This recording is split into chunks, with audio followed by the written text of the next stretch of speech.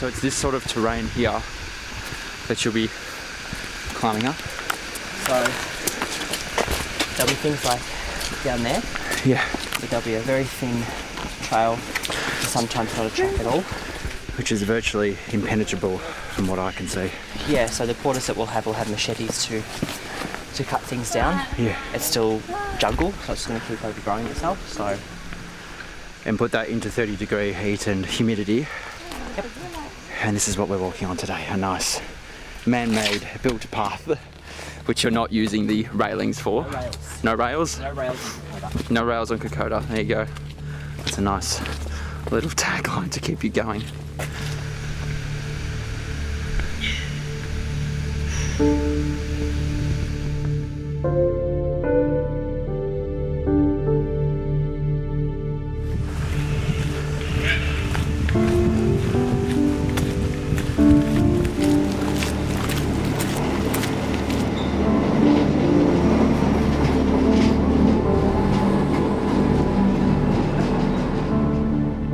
Nothing that I've ever seen in my entire life, witnessed, tried, attempted, has ever been like Kokoda.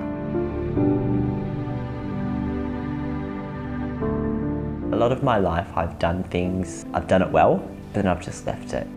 There's always going to be someone that's going to disagree with you, that's going to say you can't do it, and that was a big influence on why I didn't have hobbies, why I didn't have a passion to do something. Because everyone said, oh, you can't do it because of this.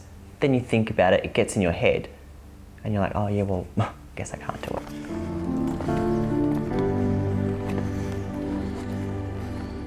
When I was 17, going on 18, I was struggling with a lot of emotions. I never experienced friendship breakdown, relationship breakdown, and the after effects of all of that. The backstabbing, people lying to you, all of these horrible, nasty things. Coming out as gay,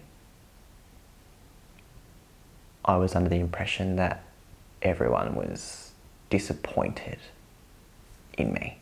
It started a lot with the drinking, which then led into drugs.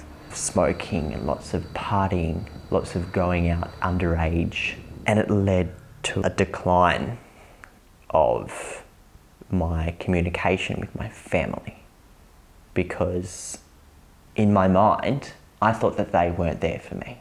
Luckily I realised that I was going on a very fast downward spiral.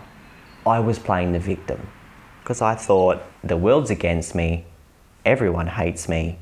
I recognised what I was doing and I needed to make a change. So I started working. So I saved up enough money to buy a house.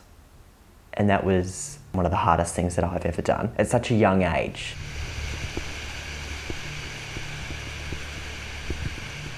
I want to personally influence people to follow their dreams, follow their passions, achieve their goals, set goals, have goals. If people don't have that drive, I'm not saying that I'm not going to be friends with someone if you don't have goals. I don't ask them and go, what are your goals? Then we can be friends. I'm not asking them that. There's just a drive to do something, or many things. Why I applied for Kokoda is because I wanted to be taught to be a leader. I wanted taught the qualities to be a leader. One person is selected out of however many entrants there are to go across, represent the company and to walk the Kokoda Track. You go with Victorian Police, you go with other sponsors for the program and also selected schools. Essentially the program is to help troubled youth and to create future leaders. This is in one of the most dense jungles in the world, and it's not flat. It's mountain upon mountain ranges. They just keep going. Yeah. It's fought over the track. So people think, fields of people fighting and all that sort of stuff. Now this was 10 feet. The battle was so intense, it was either side of the track. The Japanese on one side, the Australians on the other side. 10 feet. Well, I invited you back to live with me. Daniki. What was that? That's the first hill. You won't be able to see elevation on this one. No. But that's where we start. They say the first hill will kill you. You fly to Kokoda from Port Moresby, and you land on a grass runway, which is horrifying because it's a grass runway, and you start walking. Now it's flat for 2.5 hours. Cool. I can do this any day of the week. And you get to this hill, just go straight up.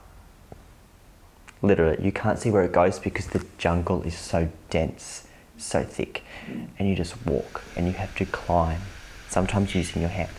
31 degrees whilst you're carrying 15 to 18 kilos. It is so difficult because you keep going and you're still not at the top. There'll be a small flat. You stop, you take a breath, you have a look around, you keep going, and you keep going until you reach the top. My calves were on fire, literally on fire, every single Saturday. And I remember the first training session that we had at Mount Macedon, I had walked for about 15 minutes. I just stood there and I just said, what the fuck am I doing? I said, this is too hard. I want to stop. But we continued, we went up, and I've never said that again. What the training's taught me is to push through a lot of things, especially if something is hard, you just need to push through it. When you're at Kokoda, you can't just say, I'm done, I don't want to do anymore. You're stuck in the middle of the jungle, whether you're sick, whether you're tired, whether you are injured, you have to keep going.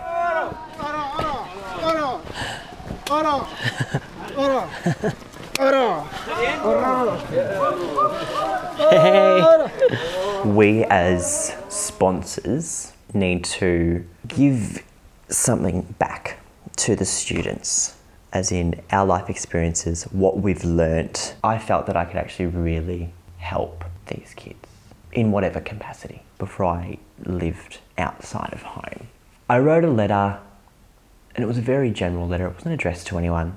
I was relieving some built up anger, sadness, in the hope of somebody else finding it and getting something from it, helping them, basically. This is the point where everyone's against me. Or this is what I have in my head because I don't know any better. So this was my best method of handling the situation. And again, I was struggling with coming out and going to school and supporting myself. To anyone that finds this, I'm struggling with life. I am depressed. I'm upset. I'm angry. I'm being kicked out of my house because I'm gay. And I just broken up with my boyfriend. He doesn't love me. I hope that anyone who finds this letter, that they're not alone. It was intended to be found by someone who needed help. Now at this stage, I didn't think of the logistics at all. I had to get it out. But like I will always say, everything comes back to you.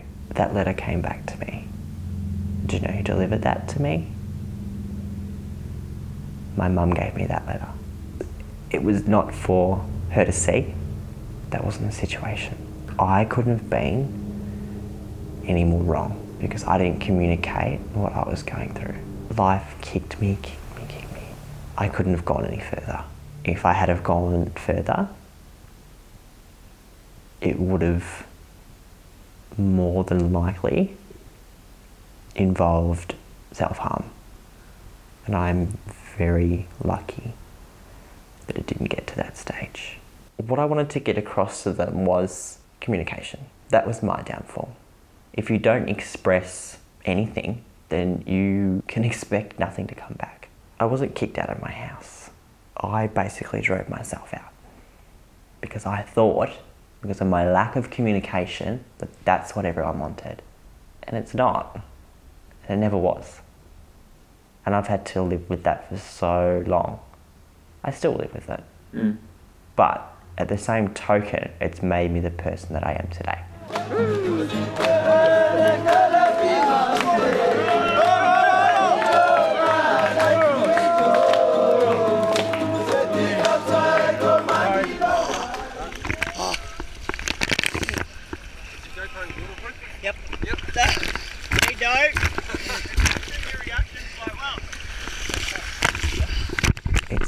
now to look back to show where I was, how far and how much I've developed, to show anyone they can do whatever they like. It doesn't matter what's happened previously, because if I didn't go through that, if I didn't write that letter, if I didn't have those experiences, I wouldn't be sitting here talking to you about an amazing journey that I went on. Simple as that.